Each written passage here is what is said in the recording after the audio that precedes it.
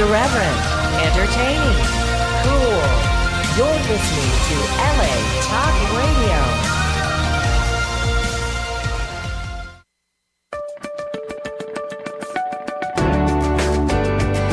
You're listening to Answers for the Family with Alan Cardoza and Matt Polachek, only on LA Talk Radio.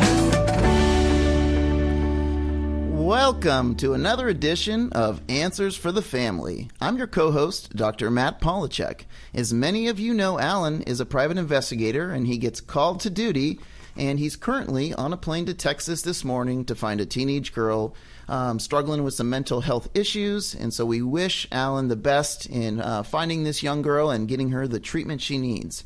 For those of you that have been listening, sending in questions and comments, thank you so much. And please continue to help spread the word that every Monday from 11 a.m. to noon, this show will bring you special guests that can inspire, educate, and in some cases, entertain, while bringing answers and options to making your lives happier, healthier, and more successful. Now, this show will address issues such as locating your runaway teen, family crisis intervention, building self-esteem, dealing with addiction, and so much more. We will introduce you to talented authors and new innovations in the areas of health, security, and fun for you and your family. With our experience working with families in crisis, we've been fortunate to meet and work with some of the top professionals in many of the helping fields who are all working to make this a better place for all of us. So Alan's out in Texas and hopefully finding this young girl. And for those of you who don't know, Alan and I have worked together helping teens for the past 20 years. And our topic today, how to raise a happy teen, is one Alan and myself are very, very, very familiar with. As most of you know, Alan's raised two teenage boys, and I've got my daughter Eden. And as I mentioned, we've both been working with teens for a very, very long time.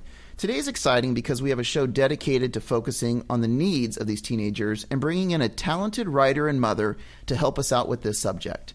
When I think back to my private practice days and working with teens, I couldn't help but really struggle with all the false assumptions and myths that parents and teachers come up with regarding teens.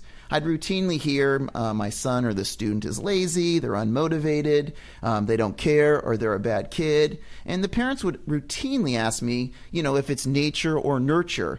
My response was obviously, it really doesn't matter because either way, nature or nurture, it's your fault.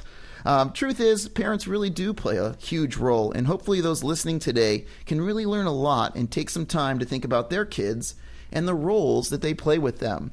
Speaking of roles, I do a lot of work with my patients on the roles that they play in their families, and each of us play a role and often get stuck in these roles.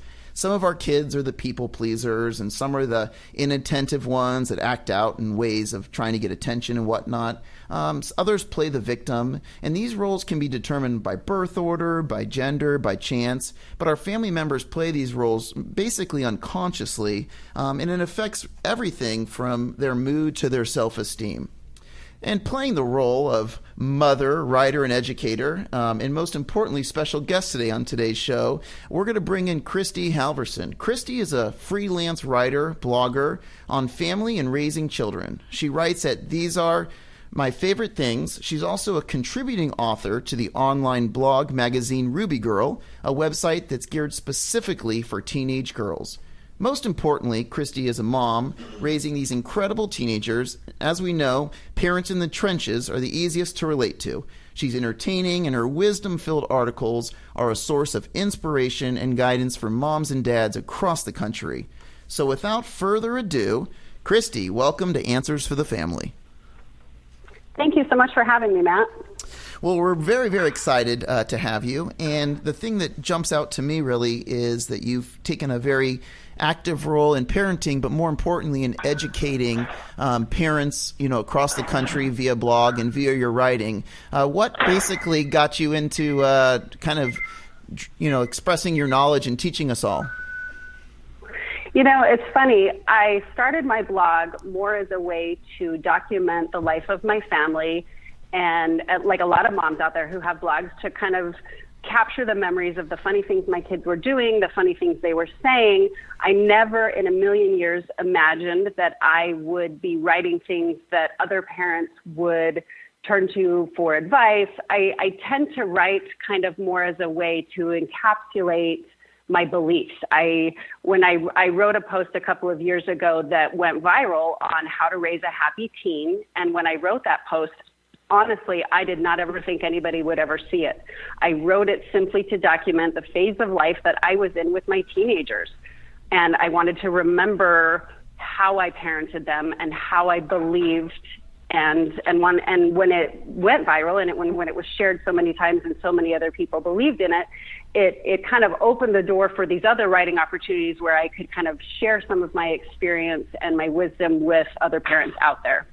Well, I've been fortunate enough to read How to Raise a Happy Teen, and in that article you discuss the 7 steps, which are outlined in there, and it's really wonderful, and it gives great advice to parents. What kind of initiated you to break it down into steps?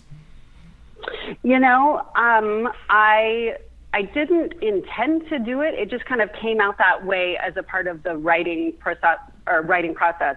I identified 7 things that I felt were critical for the success of my family. My kids have been relatively easy teenagers. We've had a lot of the normal things that families with teenagers face, and we've been fortunate enough to not have any really serious, critical, tough issues that I know a lot of families face. So I broke it down basically into 7 steps that I was doing, 7 things that I was doing that I saw was helping my family and helping me as a parent to love my teenagers and to do a better job of helping to guide them into fully functioning, productive, happy adults. Your first step, love them fiercely.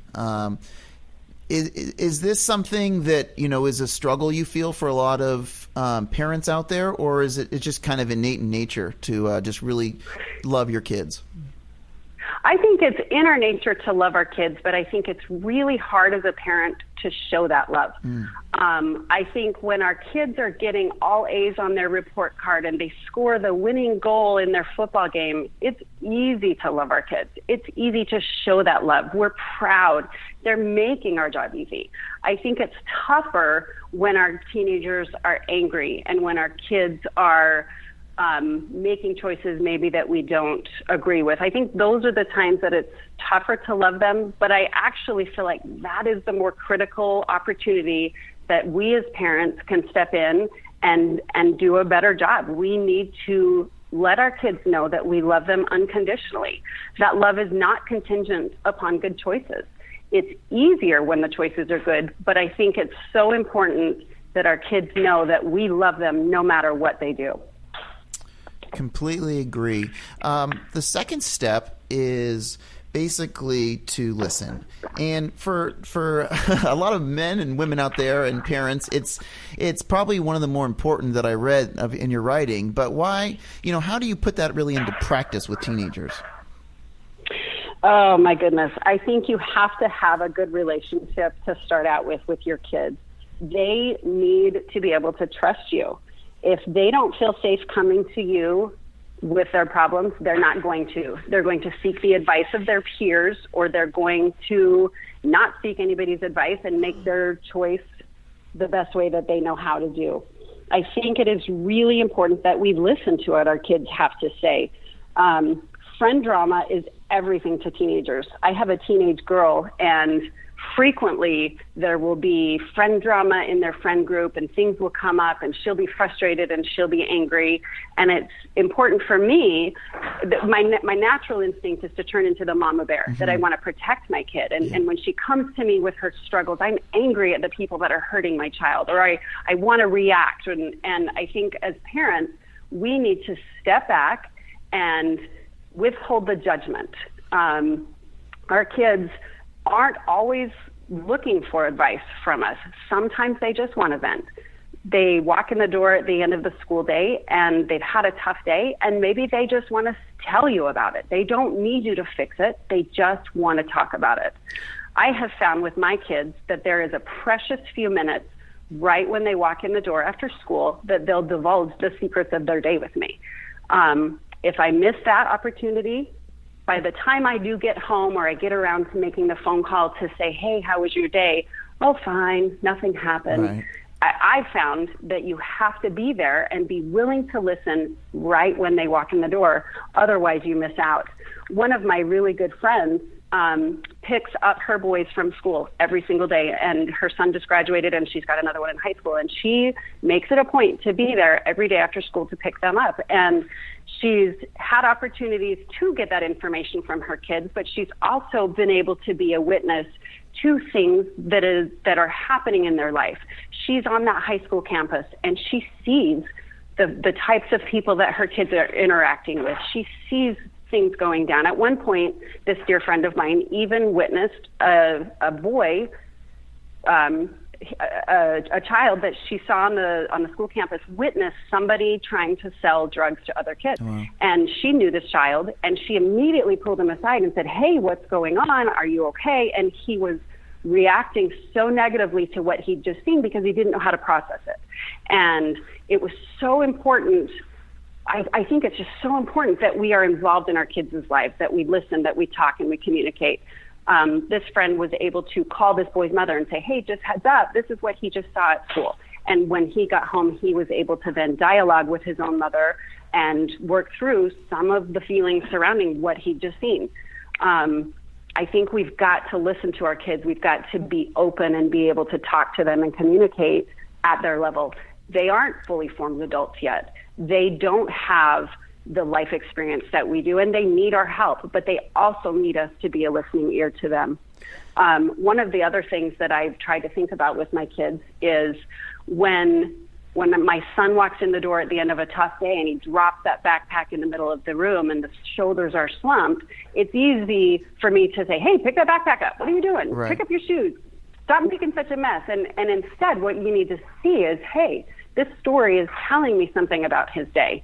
And I like to try to think of it as though I would treat my kids in the same way I'd treat my spouse. If my husband walked in beaten down and dropped his bag and sat down with a sigh, I wouldn't nag him to pick up the bag.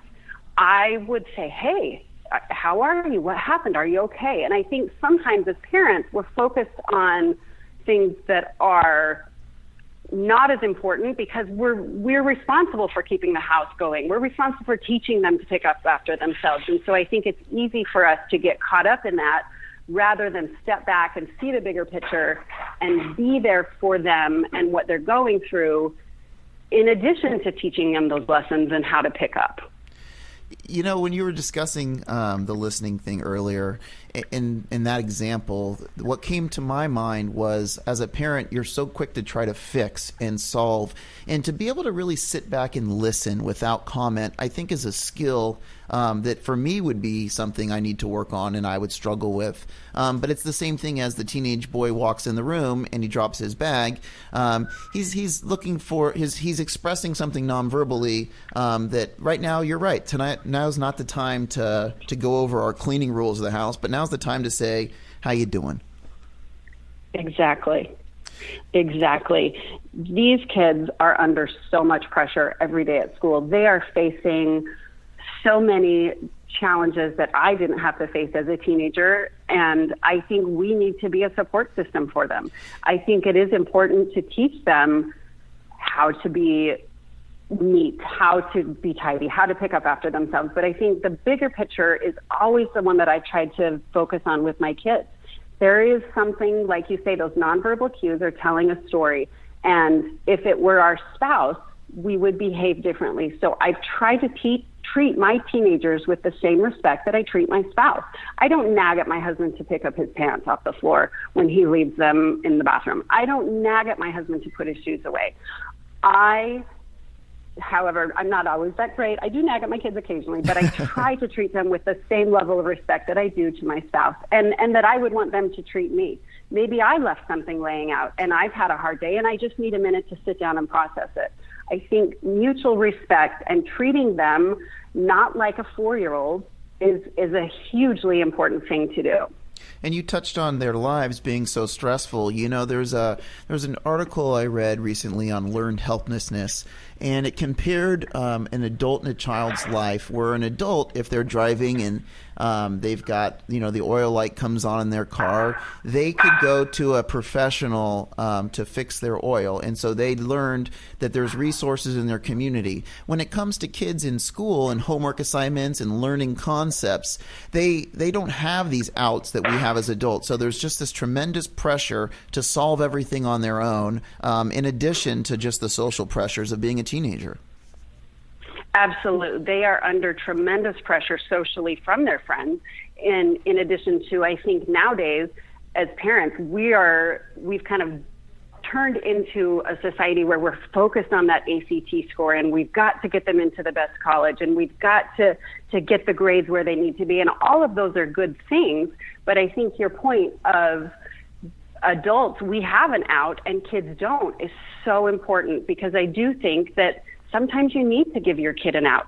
Sometimes you need to give your kid permission to take a break and not worry about it. And you do that by communicating with them. You do that by being involved in their life and being aware of the struggles that they're facing, and it makes it easier on them as well. Is this what led to your third step in the concept of saying yes more than you say no? You know what? This is my favorite step of all of the steps, because I think it is the one that is the most important. Our kids are going to be swimming in a stormy sea of you're not good enough and you can't do it for the rest of your life. As an adult, sometimes it really does feel like the world is against you. You don't have the mom to come home to at the end of the day that says, you're amazing, you're great, you did a good job. You come home to yourself. And I think our kids need us to be that force in their life. We need to be the ones to tell them that they can accomplish it, and we need to be the ones that believe in them. I'll never forget an experience I had with my husband. He grew up in a family with parents who were dreamers. They encouraged their children to do whatever they set their heart on. They wanted their kids to dream big, and they did whatever they could to help them accomplish those dreams. And he and I were talking as we were newlyweds, and we were on a road trip, and I made the comment to him that I didn't really think one person could make that big of a difference in the world. In all reality, I probably to some degree still think that, but he turned to me, and I'll never forget the tone of his voice, and his hands were so tight on the steering wheel, and he looked at me and he said, "Don't ever tell our children that." He wanted our kids, and he's right, and I want this too. I want my kids to believe that they can make a difference in the world. I want my kids to believe they can change the world, because if they don't believe that, they won't try. Right. And I think we have to be the person that says yes. In my home, I have my middle son is a creative thinker. He is the boy that comes home for the science fair in 6th grade, and everybody else is making a poster that details how much sugar is in the different types of drinks, or documents, different laws or whatever. And this kid came home in 6th grade and said, "Mom, I want to build a hoverboard." Wow. And I looked at him and I'm like, I don't even think that's possible. And my husband was right there and said, "Absolutely, Chase, let's do it." So Chase got on the internet and he found a plan, and he bought a bunch of scrap plywood at Home Depot, and he used a leaf blower and some duct tape and some plastic. And this kid built a hoverboard that, when we turned on that leaf blower, ran around our garage and spun him in a circle. And it taught him that he could accomplish whatever he set his mind to. He is always trying to do stuff like that. He'll come to me and say, this summer, for example, he and his buddies built a boat, a fishing boat. And I've learned, because of these experiences that my husband has helped me to see things from his point of view, that I need to step back and let these kids go. I would say no because of the mess, or maybe the expense of it all, or maybe it's just something that seems like it's going to be a huge pain. And my instinct is to say no, just because, don't do it. No, find something else. And my husband is the one that says, no, absolutely, you need to say yes. And so we've really tried to parent our kids with the belief that they can accomplish anything that they want to. we moved to Texas, where we currently live, a couple of years ago, and my oldest was a sophomore in high school, and it was an incredibly tough time to move. Moving as a teenager is almost the most devastating experience they can go through. And he came to me the first week of school and said he wanted to try out for the football team. And I don't know if you know anything about football in Texas, but it's practically its own religion. Yeah. It is. It's insane. We just had our first football game of the year at the Cowboys practice facility on Friday night, and I had to buy tickets from a scalper to my own high school football game. It's insane. So this is a child who's never played football. He's athletic. He played other sports, but he'd never done football, and certainly never done football in Texas. In Texas, they start them when they're 3. So I was terrified. I wanted to tell him no. I wanted to protect him from what I imagined was going to be rejection and hurt and pain, both physical and emotional. But I didn't. I said, that would be great. You'll be awesome. And it was awesome. It was the best thing he could have done. It gave him a built-in family in the friends that he made right away on the team. The coaches were incredible, which surprised me because I figured they'd be annoyed at this kid who didn't know what he was doing. Yeah. But instead, they worked with him. They gave him a playbook. They helped him learn to run the plays that these boys knew from the time they were able to walk practically. We have to not be afraid to take risks, and we have to help our kids believe that they can take risks. It's so important that they learn that they can do whatever they set their mind out to. It's almost, when I hear you talk, it's almost like in some way we need to just get out of their way and not be preventative for things. But the other side of it, which we get is then are we too free with our kids? And then how does, we have a listener writing in right now in regards to this about, how do we deal with the other side of it with punishment? Our listener, Callie from Arizona, and thank you people for calling in and writing in, says, my husband continues to get on my case because I don't punish our 14-year-old enough. When I think about punishment, just offhand in my background, I've got a couple issues with it. One is I feel like punishment gets attached to the punisher. So the reason I'm not going to the party Saturday night is not because I didn't do well on my math test. The reason I'm not going is because of mom. The other issue I have with punishment is it's normally just during the duration of the punishment. So if, I was driving to the studio this morning, I saw a cop on the freeway. I slow down, and then once I get past him, I speed up again. And also a lot of our kids are kind of immune to punishment. They've internalized this, quote, bad kid thing. And so my quick reaction to this listener email is slow down on punishment. But at the same time, we've got a lot of kids who probably do need some structure. So I'm curious your thoughts.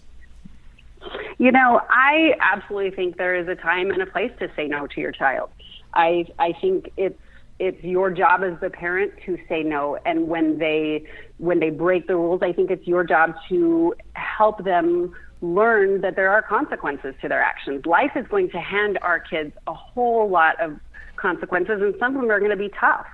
I think the mistake that a lot of parents make is that I think that we should avoid punitive parenting. And when I say that, what I mean by it is that, let's say your example of your child didn't get a good grade on the math test. Okay, so give me your phone. I'm going to take away your phone for 2 weeks.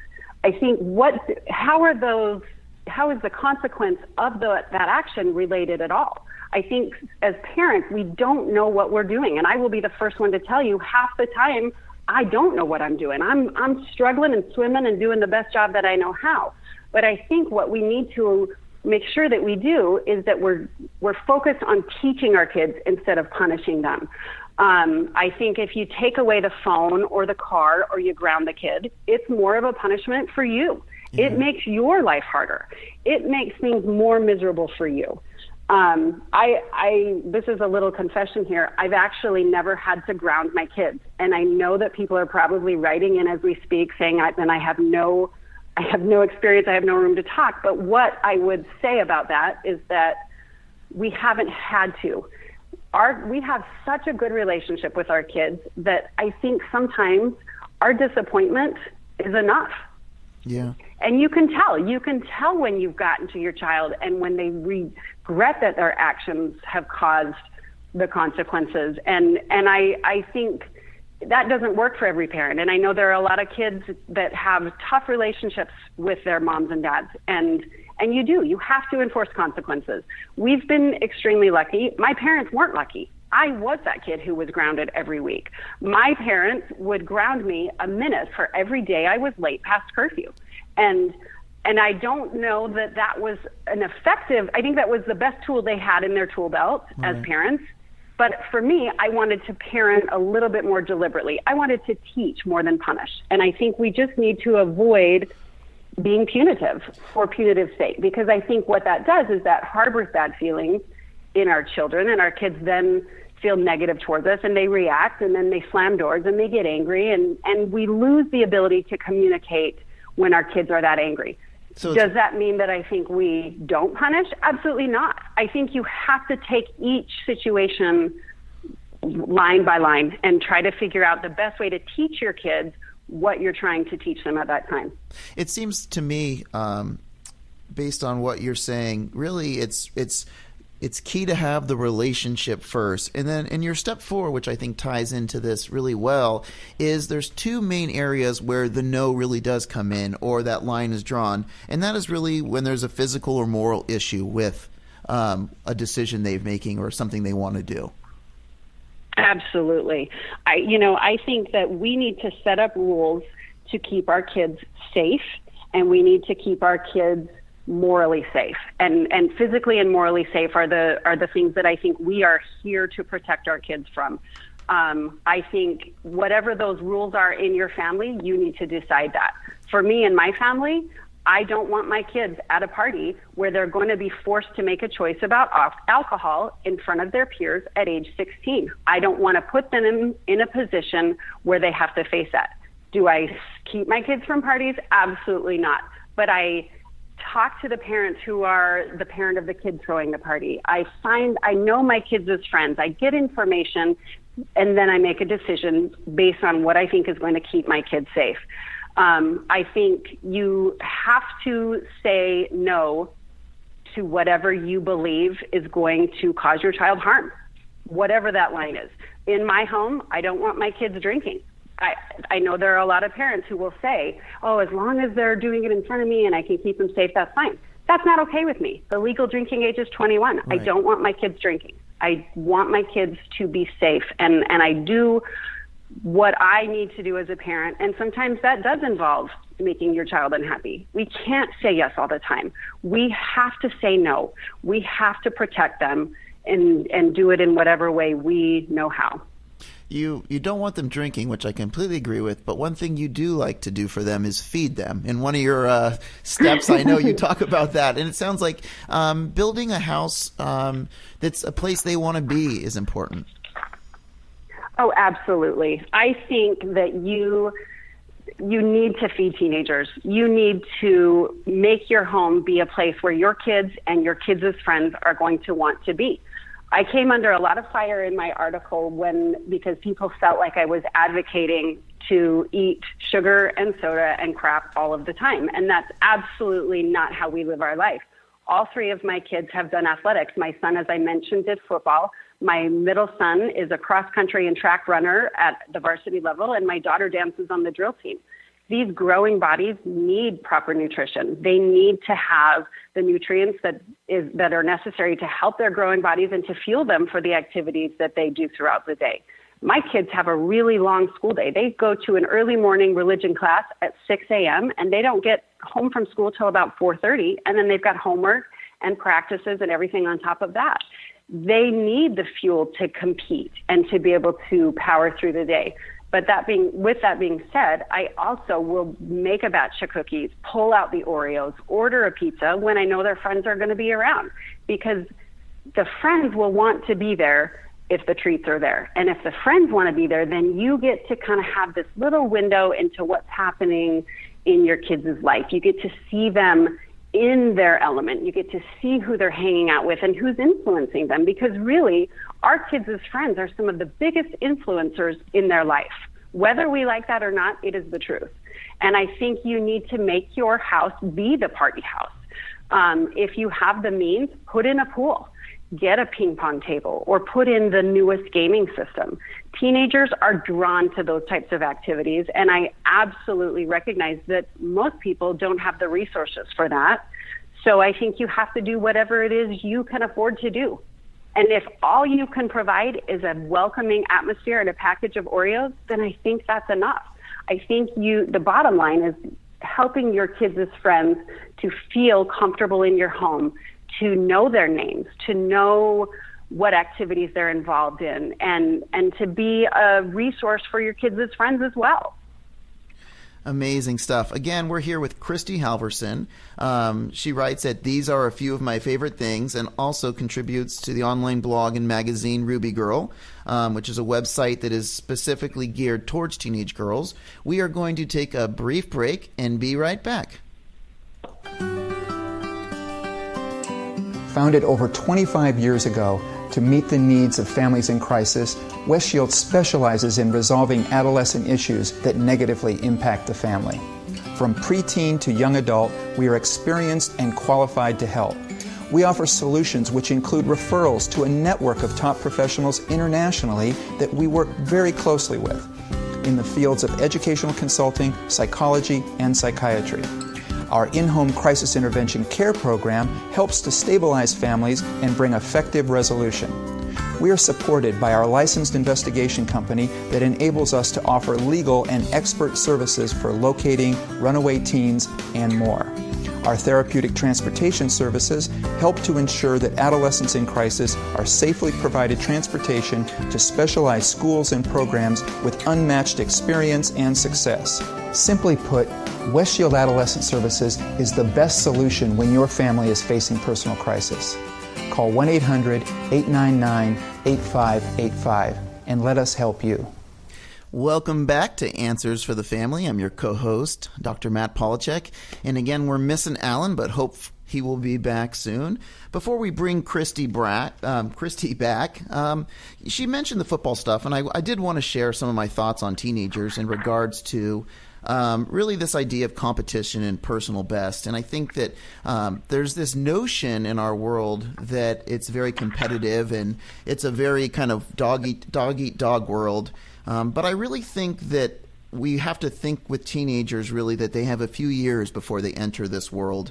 And even in the research, there was a study done by governments that jobs in America are less than 20% based on individual performance and less than 1% based on meeting an actual personal quota. So most employments are cooperative environments, not competitive. And people that lose jobs or are not able to attain jobs are really because they lack motivation, incompetence, and most importantly for what we're kind of discussing is having real poor interpersonal skills. So when we're looking at raising kids, our focus really, if we look at being more looking at your personal best, children basically don't always have an equal environment to do in school. There's kids who are basically not competing and aren't trying hard, and so you don't even have an equal playing field without it. So what we really want to do with our teenagers, in my opinion, is emphasize cooperation over competition. Competition is a learned behavior. In the preschool that my daughter was at a couple years ago, you see kids being very cooperative, not competitive. And then once they get older, towards first grade, it starts to be competitive towards others, where you'll say, Daddy, I jumped higher and faster than Jake. And so basically it's something that we've created, and it's a learning environment, but individuals in which success is measured by what you do is more important than how others do. So with that being said, I think it's important that we encourage our kids to do their personal best versus competitive best. And I get on my soapbox, Kristi, but these things pop up for me and it triggers something. And I think it's important that, we put up our kids' artwork and we focus on them versus others. Because a lot of the studies done on happiness really, and for instance, sports, the sports that people are happiest with are sports that you compete against yourself, whether it's running or golf, but stuff where you're really kind of, you're going against and doing the best you can do versus kind of leveling yourself against others. So just a few thoughts, and welcome back, Kristi. Thank you. I absolutely love everything you just said about that. I think that is something that is so easy to forget in the society in which we now live. Athletics is a huge focus. Club sports has gotten so competitive that if you don't put your child on a team before they start kindergarten, they will never play on their high school team. It's insane. And I've seen firsthand the beauty of working as a team and cheering everybody on. My son runs on the cross-country team at his high school, and he happens to run at the varsity level and is incredible, but he wasn't always that way. When he first started running, it was almost comical. He was about 9 or 10, and he had a really negative experience. He'd tried to play soccer, and he wasn't any good at soccer, and he didn't like soccer. And so then we thought, well, let's try basketball. And he was so uncoordinated. Basketball was almost worse. And I had a good friend who she'd been a cross-country and track athlete herself at the collegiate level and was kind of training her own kids, and invited my son to come and run with her son at practice.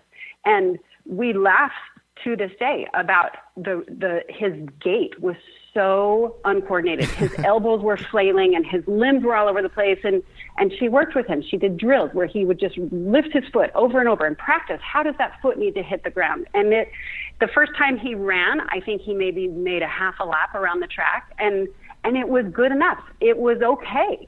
And he got better, and he practiced. And now I go to the cross-country meets, and it's amazing to me to see these wonderful coaches that my boys are lucky enough to be working under, who will be running with the guy that's at the very end, the last guy that crosses the finish line. These coaches care just as much about him as they do the boy that crosses first. And amazing. I think the lesson that we need to teach our kids is that their best is good enough. And it's okay if they don't play sports. It's okay if they don't score the winning goal. It's okay if they're not the best. I think what's important is we give our kids experiences and opportunities to grow and to become good at something, whatever that something is. We always tell our kids, you have to have a thing. We don't care what that thing is. That thing might be marching in the band. That thing might be writing for the school newspaper. It might be playing on the football team. Whatever that thing is, you need to have a thing. You need to have something that you're working towards and practicing and being a part of, because it helps you to develop those skills of dedication and effort and time that you're going to need later in your life. These extracurricular activities are so important for our kids, but I think we as parents get caught up in the competitiveness of it, as you say, where we want them to be the best. And if they're not the best, then they're not good enough. My kids love that movie, the Ricky Bobby Talladega Nights, where I think the tagline is, if you're not first, you're last. And we say that as a joke in our family, but my kids know that it doesn't matter whether you're first or last. What counts is what did you put into it? What was your effort? How much did you give? Did you give your all? Then that's good enough. Yeah, and I think that, ties into a question I get asked a lot is, how to motivate your kids. And I think if, a kid has something that's theirs and it's not set up, it's in a competition way, but as a personal best situation, motivating a kid gets a lot easier, especially when you're going with what their interest is and their thing is versus yours or, society's. Oh, exactly. I think one of the biggest mistakes we make is trying to mold our kids into what we either were or what we think they should be. I think if your kid is into Pokemon Go and that's their thing, then you be into that with your kid. I think we need to take what our kids are interested in and make those our interests. When my son started playing football, I didn't know anything about football. I hardly ever watched it. I had never known the nuances of the game. And I said to him at one point, hey, teach me about football. You have never seen anybody's eyes light up more than my kid that day. This was his passion. This was the thing he was the most interested in. And I was asking him to share it with me. I think we need to do that with our kids. I think that helps motivate them if we're interested in what they're interested in. If we make their passions our passions, it creates an opportunity for us to bond with our kids and to build a good relationship and to show them that we love them. I think at the end of the day, that's what they need more than anything, is to be loved and validated. And when we get involved, and without pushing. I think a lot of parents will push. They'll push something on their child, and hey, why don't you keep trying? Why don't you keep trying? And there's something to be said for letting your child drive it. I think it is so important to just let our kids be empowered with the ability to make the decisions. And if they are choosing something, then we need to support that, and we need to move heaven and earth to make that dream happen for them.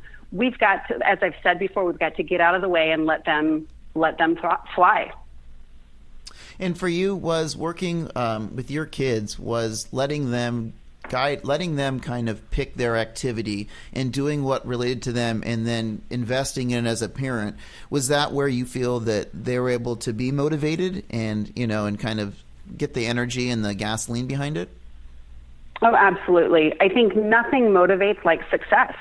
Once my son started running and could actually make it around the track a couple of times, it motivated him. He liked it. It felt good. Nobody's really motivated to do something that's hard, right? Right, or that they suck at. If you can't make baskets, you're not motivated to go out for the basketball team. But I think what we need to do is to give them the opportunities in whatever area it is. Not everybody has the budget for club sports, and my kids have played very little club sports simply because we've been able to get them connected through other ways. But I think you have to do whatever you can do in your budget and do whatever works for your family to help motivate your kids and keep them going. My kids have all picked their own thing. When Chase, my middle son, the runner, was starting to go to practices with his friend and starting to get a little bit better at running, my daughter decided to try. This boy happened to have a girl that was her age, and she said, she hated running. It was miserable. She did it for the social factor, but she wasn't committed to it. She wasn't motivated to do it. And so she found something else that she liked more. And we supported that. We'll be there to help our kids do whatever it is they want to do. And where do you think, you've had such a great run with your three and really done an excellent job. And a lot of the parents that come in have just unique challenges that I think can be kind of summed up with, whether it's fighting over tidiness in the house or being able to do social things with their friends. Where do you see the biggest struggle with your kids and with the people that are on your blog? I think one of the biggest struggles that parents face is the teenage bedroom. I have one child who makes her bed every day before she goes to school, and that is abnormal. Most teenagers leave the clothes in piles on the floor, leave the papers around, they don't empty the trash, they don't want to clean their bathrooms. It's a disaster zone. And I think it can be really easy to see when your child drops the backpack in the middle of the room or leaves their shoes in the kitchen that they're lazy. I think it's easy to tag that as irresponsible. And my advice would be to ignore it a little bit. I think you need to focus on what's actually important. If your kid walks in the door and drops the backpack and plops down with a sigh, I think that's telling you a bigger story. I don't always get it right. I had an experience with my oldest when he was in middle school, and he walked in the door after what had been, unbeknownst to me, a really tough day. And he plopped his trumpet case down in the middle of the room, took off his shoes, and started to pour himself a glass of milk. And he spilled that glass of milk all over the counter, and I lost it. And I yelled, and I'm like, "What are you doing? And pick this up." And then my anger kind of translated into me getting mad at him for a list of things that weren't even related to this offense, where, and make sure you're going to get this done. And by the way, you need to do this. It kind of became this tirade. And he just, sweet boy that he is, he took it. And he just sat there, and I watched tears fill his blue eyes, and I was devastated. It was a it was a punch to the gut and a total mom fail. And I realized in that minute that I blew it. But it wasn't over. That's the beautiful thing about parenting. The sun always comes up. We get another day. And I immediately apologized, told him I made a huge mistake, walked over, put my arms around this boy that I love more than anything, and said, I'm so sorry. How are you? Are you okay? How was your day? And come to find out, he'd had a horrible day. He'd not done as well on a test that he thought he would. He was struggling under the weight of a few projects that were coming up. He was feeling pulled in different directions by some issues going on in his friends. And I wasn't there to help him. I only saw the mess, and I didn't see the boy. And I really tried to remind myself of what is an embarrassing and painful memory as a parent, because I think we can learn from it. I think what we can do is not sweat the small stuff. I really, truly think parents need to let the bedroom go. I've had friends whose kids have...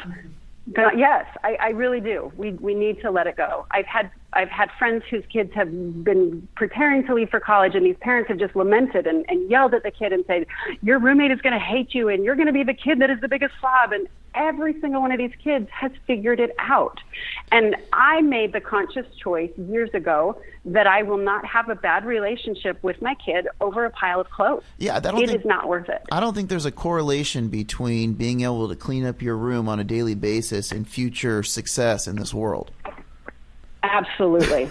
And I truly think that the time to worry about that is when your kid is in a good enough place to be responsive to it. About once every 7 to 10 days, I will say to my boys, I'll happen to walk by their room, notice the state that they're always in, and say, hey guys, let's try to get this cleaned up today. And because it's not this running loop of a nagging mom, my boys will, okay, mom, we'll do it. But if you say every day, is your room done? Did you get your room clean? Did you get your room clean? I mean, think about us as adults. You've had a tough day. You've got the pressures of life. Sometimes you do just want to sit and relax and not think about it. And you know in your mind, I'll get to it later. And I think teenagers are no different. Yeah, they might come across as inherently lazy, but they're actually people just the same as us. And I think we need to treat them with the respect we'd want to be treated. I also see, but the flip side of this coin is I think it's important to teach our kids to work. I don't think we can be the type of parents that do everything for our kids and do their laundry for them until they are 18. I had brothers who were in college, and my mother, bless her heart, was still washing and folding their clothes, and these were adults. And we make our kids start doing their laundry the summer before 8th grade, and I do it not because I don't want to do it anymore, although it's a blessing to not have to once they hit that milestone, but to teach them, and to teach them with me there, to teach them how to work the machines, how to time manage, how to kind of stay on top of it. But at the end of the day, when I hand them this responsibility, if they run out of clean underwear, it's on them, not on me. They have a choice. They either can do their wash or wear dirty underwear. And it helps them to learn without me having to nag and do it. So I would say, pick your battles, pick the appropriate time to fight them, decide when it's worth it to go head to head with your kid. And I think there are times that it is, and I think it's important and it's necessary, but I don't think it's every single day. And I think we as parents need to just decide when that best time is for our family. Kristi, your honesty and knowledge are incredible, and we're so lucky to have you. We're running out of time, but I do want to allow, we've got a bunch of listeners that have been typing in questions, so I want to get to at least one, if you don't mind. And our writer, Beth C., wrote in, before last year, when my daughter turned 14, we were very close and had such a fun and wonderful relationship. I now feel like my world is upside down and a total failure.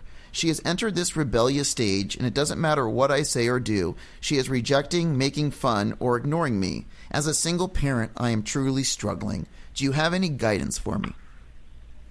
Oh, Beth, my heart aches for you. And in my experience, 14-year-old girls all feel that way. My daughter is almost 15, and I feel like we're starting to see a little bit of the light at the end of the tunnel, but that's a totally and completely normal phase for them to go through. Do not feel like you're doing anything wrong. Don't feel like you are failing. You are doing a great job. What I tried to do with my own daughter, there were many nights that I'm wringing my hands and I'm crying to my husband and I'm saying, she hates me. She thinks I'm an idiot. What have I done? What happened to our close relationship? Give it time. Love her. Just be patient with her. She will come back. I think they all kind of swing back. My experience from my own family and talking to friends who've parented girls is that this is a phase that girls go through. And I think it's normal. And I think it's part of them figuring out who they are and what they believe and what they want to be. And I think a little bit of that is deciding for 5 minutes that we aren't what they want to be, because they're not sure what they want to be. And so I think they put this distance between themselves and their mothers to kind of say, no, and they push back and they kind of put a distance between us where previously we were close. And it's hard, and it makes you feel like you're failing, and it makes you feel like you're doing something wrong. I would say you're not. Just give it time. Just love her. Love her for everything that she is, and love her for who she intends to be. Sometimes their actions aren't lovable, but I think we've got to let our kids know that we love them no matter what, and we've got to be there for them even when these times are tough. I would say avoid the slamming doors, yelling relationship, because I just don't think that's going to be productive. That's going to cause hurt feelings on her part. It's going to cause you to feel frustrated.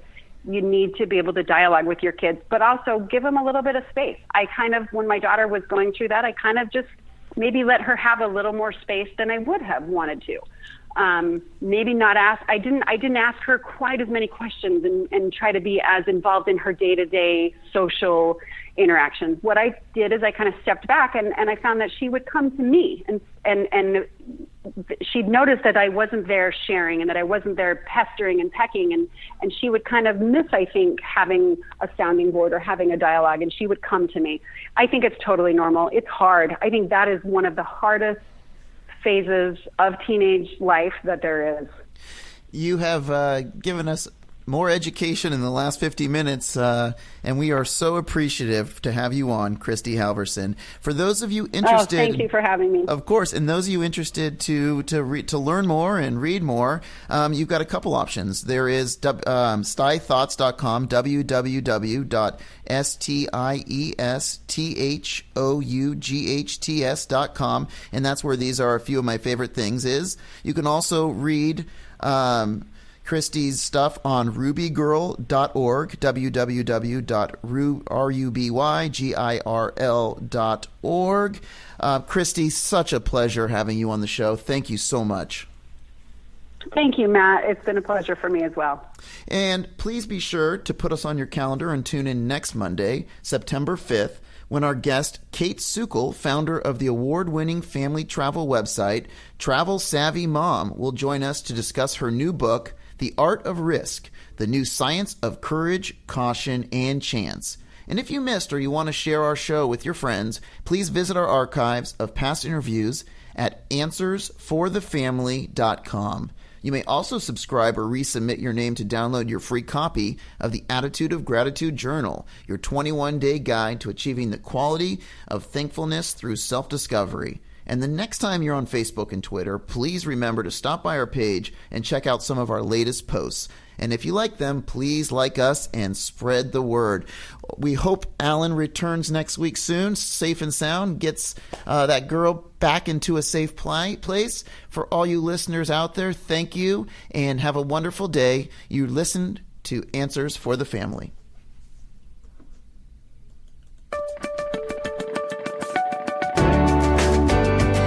You're listening to Answers for the Family with Alan Cardoza and Matt Polachek, only on LA Talk Radio.